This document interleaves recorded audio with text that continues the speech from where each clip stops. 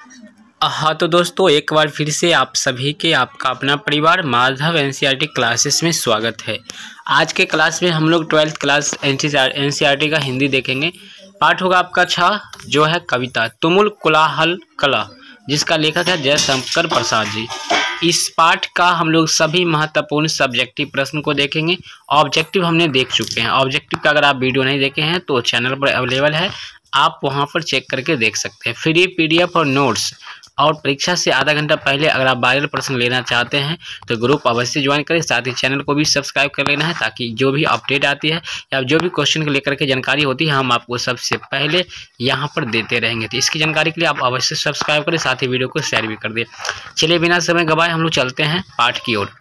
यह एनसीईआरटी है, पता है आप लोगों को। एनसीईआरटी पर हम विशेष फोकस दिए हुए हैं सभी विषय के लिए, तो एनसीईआरटी से ही आपका प्रश्न पूछा जाता है क्लास 12th में। अगर आप हिंदी में चाहते हैं 100 में 1 अंक लाना, तो इसके लिए आप पूरे क्लास को जरूर देखिएगा, ठीक है।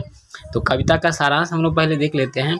कहा गया है, प्रस्तुत कविता तुमुल कोलाहल कला में शीर्षक कविता के छायावाद के आधार कवि जयशंकर प्रसाद के कोलाहलपूर्ण कला के उच्च स्तर से व्यथित मन की अभिव्यक्ति है। बिंदु कवि निराश तथा हतोत्साहित नहीं है। बहुत ही अच्छा है, इसको समझने का प्रयास कीजिए। हम लोग प्रश्न की ओर पहले बढ़ेंगे। तो यहाँ पे आप लोग देख रहे हैं, कवि संसार की वर्तमान स्थिति से क्षुब्ध है, लेकिन विषमताओं और समस्याओं में उन्हें आशा की किरणें दृष्टिगोचर होती है। कवि की चेतना विकल होकर नींद के फूल को ढूंढने लगती है। उस समय बहुत थकी सी प्रतीत होती है, किंतु चंदन की सुगंध से सुवासित शीतल पवन उस संबल के रूप में सतावना एवं स्फूर्ति प्रदान करती है। आपको थोड़ा धैर्यपूर्वक वीडियो में बना रहना है, क्योंकि हम सारांश मतलब कि पाठ को पूरी तरह से खत्म कर देंगे और फिर आपका उत्तर हो जाएगा। मतलब कि आप अगर किताब नहीं खरीदते हैं तो भी आपको पूरी जानकारी हो जाएगा अपडेट के साथ। और ये पीडीएफ नोट्स प्राप्त करने के लिए ग्रुप अवश्य ज्वाइन करें। ज़्यादा हम डिस्कस यहाँ पे नहीं करेंगे, टीम टाम नहीं करेंगे, तो चलेंगे प्रश्न की ओर। और पहला जो प्रश्न होगा इस चैप्टर का वो होगा, हृदय की बात का क्या कार्य है। अति महत्वपूर्ण प्रश्न है, हृदय की बात का क्या कार्य है। तो इसका जो उत्तर हो जाएगा, चाहती है ऐसे विषादपूर्ण समय में श्रद्धा वंदन के सुगंध से सुवासित हवा बनकर चंचल मन को इस कोलाहलपूर्ण वातावरण में श्रद्धा, जो वस्तुतः कामायनी है। कामायनी के लेखक जो है जयशंकर प्रसाद जी है, याद रखिएगा।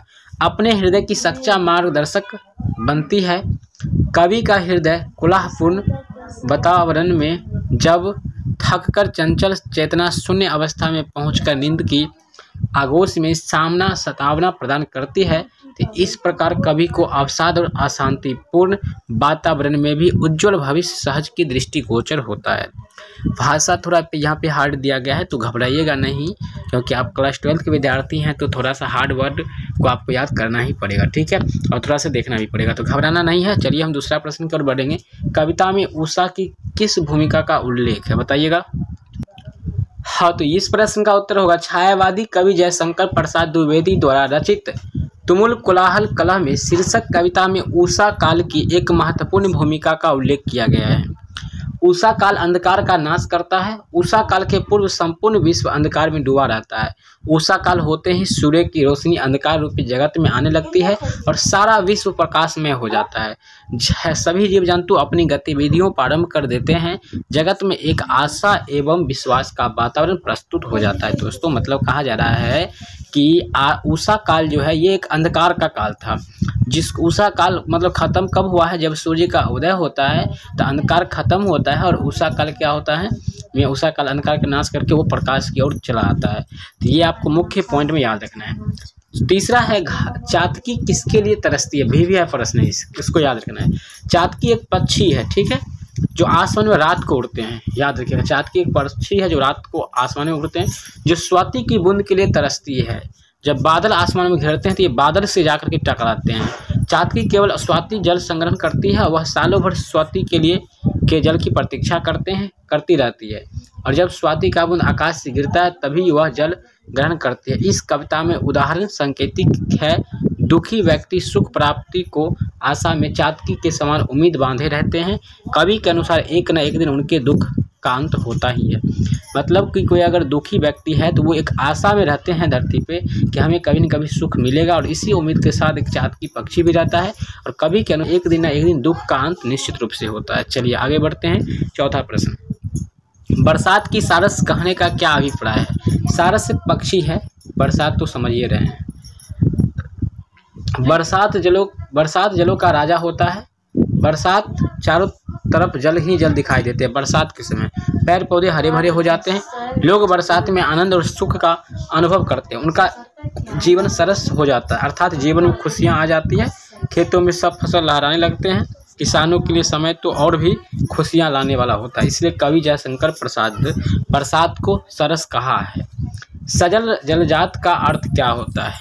देखिए महत्वपूर्ण प्रश्न ये भी है। सजल जलजात का अर्थ क्या होता है?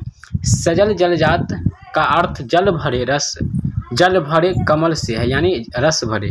मानव जीवन आंसुओं का सरोवर है, उसमें पुरातन निराश रूपी बादलों की छाया पड़ रही है।